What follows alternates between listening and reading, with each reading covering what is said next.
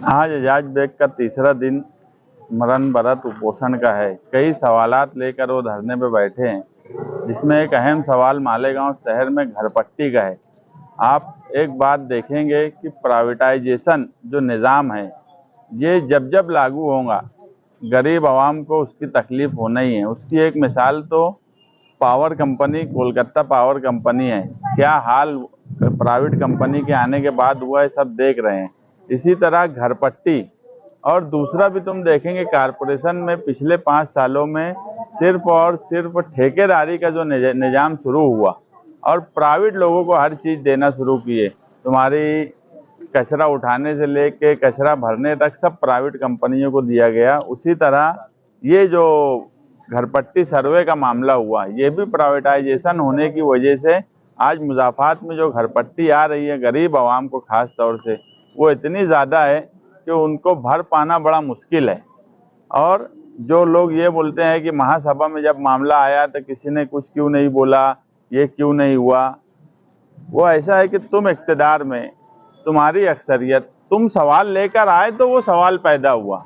तुमको अगर ये चीज़ लग रही थी कि ये मुस्तकबिल में घरपट्टी बढ़ना शहर पर एक मुसीबत हो जाएंगी, तो तुमको वो सवाल ही नहीं लाना था। मैं हमेशा से ये बात मानता हूँ कि कोई मसले का हल अगर बातचीत नहीं है तो फिर तहरीक ही है। कमिश्नर को भी इस पर ध्यान देना चाहिए कि ये जो लोग बैठे हैं, ये कौन सा सवाल लेके बैठे हैं। कमिश्नर का भी काम ये नहीं है कि सिर्फ कमीशन, ठेकेदारी इन लोगों का आकर काम करे 2 घंटे में और चला जाए। जो लोग अवामी सवाल लेकर बैठते हैं, उनका किस तरह से हल निकाला जाए, ये भी कमिश्नर का एक काम है। इसी तरह आउटर के हिस्से में जब मुझे ये मालूम पड़ा कि सर्वे नंबर प्रभाग नंबर 1 में सर्वे ही नहीं हुआ, तो ये भी एक बड़ी अजीब बात है कि जहाँ पर बड़े बड़े मकानात हैं, वहाँ का सर्वे, वहाँ का लीडर अपना दबदबा बनाकर रोक देता है। मगर मालेगांव शहर जहाँ पे गरीब आवाम मुज़ाफ़ात में ज़्यादा रहती है, वहाँ सर्वे भी हो गया, वहाँ घरपट्टी भी बढ़ गई। 12 बाय 25 की घरपट्टी 88,000, 1.25 लाख ऐसे आई जितने की ज़मीन ली है उन्होंने। तब क्या वो ज़मीन बेच कर पैसा भरे? मगर हम यहाँ पर दबदबा क्यों नहीं बना पाते, हमारा नुमाइंदा दबदबा क्यों नहीं बना पाता कि एक ही कारपोरेशन का एक प्रभाग जहाँ सर्वे नहीं हुआ और एक ही कारपोरेशन के 3 प्रभाग जहाँ सर्वे भी हो गए, घरपट्टी भी बढ़ गई, आवाम घरपट्टी लेके इधर उधर घूम रही है, परेशान है। ऐसे इशू पे अगर एजाज बेग धरना लेकर बैठे हैं तो उसकी हिमायत करना चाहिए शहरियान को, क्योंकि ये पूरे शहर का मसला है। 1 अगस्त से कारपोरेशन गेट के ऊपर भूख हड़ताल वाला धरना है जो दिया जा रहा है, ये मैं जनता दल क्या पूरा शहर इसके लिए सपोर्ट करता है।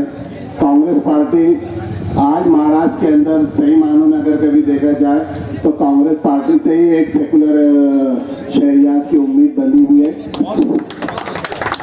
सारी पार्टियां जो सेकुलर के नाम पे थे, जो सेकुलर वोट से चुन के आए थे, सबके सब फिरका परस्तों के साथ मिल गए हैं। एक अल्हम्दुलिल्लाह वाहिद पार्टी कांग्रेस है जो फिरका परस्तों के साथ लड़ रही है। और सबसे ज़्यादा मालेगांव शहर के अंदर हमारे जो सदर है कांग्रेस पार्टी के एजाज बेग साहब, उनकी क़यादत के अंदर जेले नौजवान कांग्रेस पार्टी के हर मुसीबत को झेलते हुए, वो मुकामी सतह पे हो कि रियासती सतह पे हो, वो इनका फिरका परस्तों का मुकाबला करते जा रहे हैं। और ख़ास तौर से मालेगांव के अंदर की मैं बात करूंगा कि हमारे जो मीर जाफर लोग जो है, जो कि खुद हमारे साथ में रहते हैं, सेकुलर के नाम से चुन के आते हैं, मगर दर पर्दा ये जो देन है, ये फिरका परस्तों की देन इन्हीं की बदौलत है।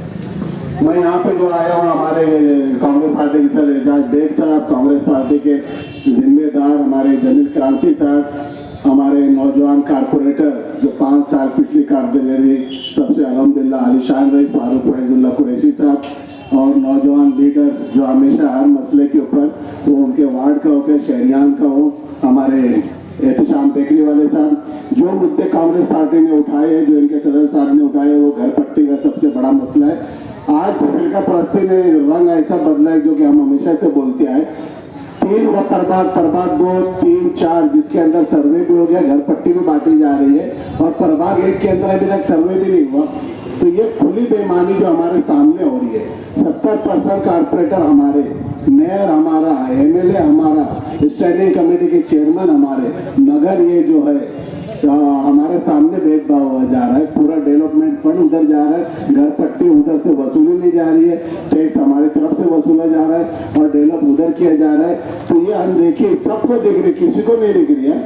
जो 5 साल इख्तियार में रहे, जिनकी बदौलत ये सब चीज हम भुगत रहे हैं, उनका आज तक इसके बारे में मुंह नहीं खुलता। उसके बाद में जो करप्शन की बात आई है, सीरियल वाइज उन्होंने ठेकेदार का बिल देना एकदम बराबर बात है। वो लिस्ट पहले लगती थी, सीरियल से नंबर से दिया जाता था, वो नंबर से वो देना चाहिए। सारे मुद्दे इसके अंदर बहुत अच्छे हैं और जो भी इसके अंदर सपोर्ट लगता है, वेद साहब तुम्हारे साथ में, तुम्हारी पार्टी के साथ में, पूरा शहरियान तुम्हारे साथ में खड़ा है। ये पूरे शहर की जिम्मेदारी है। तुम अकेले एजाज पे गए, पूरा शहर उनके साथ में खड़ा है। कांग्रेस पार्टी ने उनके साथ में पूरा शहर यहाँ पे खड़ा है। तो आप लोगों के लिए हम शाना बेशाना खड़े हैं। आगे इसके अंदर कभी ध्यान नहीं दिया गया, ये धरना आज 4 दिन हो गया, इस पर ध्यान नहीं दिया गया तो इससे ज्यादा शिद्दत इख्तियार करेगा। और उसके लिए जब तक ये बात मनवाए नहीं जाएंगे, जब तक यहाँ पे अधिकारी आएंगे नहीं और पूरा इम्प्लीमेंट नहीं होगा, खाली आश्वासन दे दिया हो गया, जो इससे पहले होते आया था वैसी बात यहाँ बिल्कुल नहीं चलेंगी। यहाँ के ऊपर जो घर पट्टी का है वो वापस लेना चाहिए। घर पट्टी जो है वो जो गलत तरीके से सर्वे हुआ वो भी वापस होना चाहिए और पूरे शहर का सर्वे होना चाहिए। कभी सर्वे करने पे तो ये एक कानून इधर अलग और एक कानून उधर अलग, ये बिल्कुल नहीं चलने वाली बात है। तो ये सारी बातों के ऊपर जो धरना दिया गया, हम उसके लिए उनके शाना बशाना खड़े हैं और आगे जब भी जिस तरह की भी जरूरत पड़ेगी इंशाल्लाह हम उनके साथ रहेंगे। काफी मुखालफत हम, मुझे थोड़ा ये लगता है कि हमारे लीडरान जो जिनका काम है आके यहाँ सपोर्ट करना, दर पड़ते इनकी मुखालफत कर रहे हैं कि वो गलत हो रहा, वो ऐसा नहीं था, वहाँ क्यों नहीं बोले। तुमने ऐसा विषय लाए क्यों हॉल के अंदर जिसपे शहरियार के ऊपर, जो शहरियार के ऊपर जिसके ऊपर जुल्म और ज्यादती होने वाली है, ऐसा विषय महासभा में लाया क्यों है? ऐसे विषय ठहराव पे उस वक्त के जो महापौर थे उन्होंने साइन क्यों किए? सर्वे करने के लिए हमारी टीम सक्षम है। इतने 50 साल के अंदर कभी कमेटी को कोई ठेके पे दिया नहीं जाता था। आज ये 5 साल में हर चीज ठेके पे दी गई। सफाई ठेके पे, गटर की सफाई ठेके पे, लेबर सप्लाई ठेके पे, घर पट्टी वसूली ठेके पे, सर्वे करना ठेके पे, ये तो ठेके पे कारपोरेशन हो गई। तो ये सब चीज जो हुआ है, ये सब चीज हमको बंद करना है। हमारे शहर के नौजवानों को इसके अंदर जॉब मिलना चाहिए। हमारे नौजवानों ने पढ़े लिखे जो काबिल लोग हैं वो शहर को ज्यादा पहचानते हैं, उनका ज्यादा हक है। ऐसे नौजवानों को नौकरी के अंदर उनको हिस्सेदारी मिलना चाहिए। जब भी तहरीक के अंदर जो भी मोड़ लेगा, मैं जनता दल पार्टी शहरियान आप सबके साथ में शुक्रिया सर। सबसे अहम बात, इन्होंने इस बात पर गौर किया कि शहर के अंदर नाइंसाफी हो रही है, कि शहर के अंदर 4 प्रभाग है। 4 प्रभाग होने के बावजूद प्रभाग नंबर 1 में 25% टैक्स भरा जाता और 75% टैक्स जो है वो 3 प्रभाग में भरा जाता, जहाँ जिसको सेंट्रल कहा जाएगा, जहाँ पर जो है मुसलमानों की अक्सरियत ज्यादा है। और उस तरफ जो है 25% होने के बावजूद, और एक टारगेट और ये समझ में आता है कि प्रभाग नंबर 1 में माली एतबार से मजबूत लोग रहते हैं, जिनकी पेंशन, जिनकी पगारें, जो ऑफिसरान है उनके पेमेंट वगैरह ज्यादा है। और तीन जो प्रभाग इस तरफ सेंट्रल के अंदर है, वहां पर ऐसे मजदूर लोग हैं जो रोज खाते हैं, रोज कमाते हैं, रोज पहनते हैं। उसके बावजूद भी सर्वे मुखालफत के एतबार से किया गया। शहर का कमिश्नर 2015 के अंदर TDR घोटाला करता है, जिसका लोकमत की हेडलाइंस थी।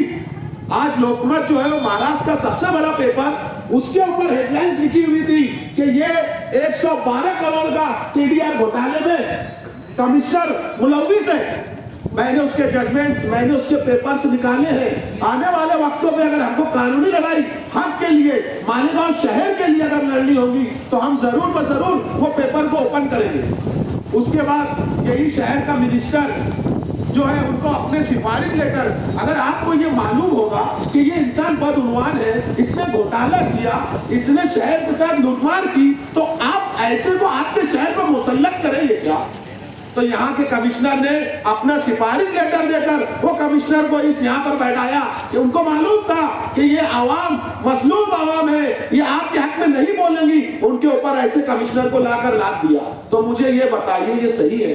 लेकिन उनको ये मालूम नहीं कि मालेगांव शहर में ऐसे जियाले, ऐसे नौजवान भी हैं जो डॉक्टर बाबा साहब अंबेडकर की पढ़ाई किए हुए हैं, उन्होंने उनकी ताकतों को देखा है, गांधी जी की जो तहरीकों को देखा है, मौलाना अबुल कलाम आजाद की तहरीकों को देखा है। शायद ये मिनिस्टर और ये कमिश्नर ये भूल चुके थे कि ऐसे जिवाले नौजवान यहाँ है। अगर 100 बार आवाम के लिए बोलने की बात आएगी तो हम बोलेंगे, क्योंकि हमने बाबा साहब अम्बेडकर का संविधान पढ़ा है। उन्होंने साफ कहा है अगर हिंदू मुस्लिम सब आपस में भाई भाई है, अगर कहीं भी फर्क किया जाएगा, जात बरादरी की जाएगी, तो आपको मैदान में आना होगा। मैंने वही सोचकर और वही पढ़ाई कर आज हम जो है कांग्रेस पार्टी यहाँ पर बैठी।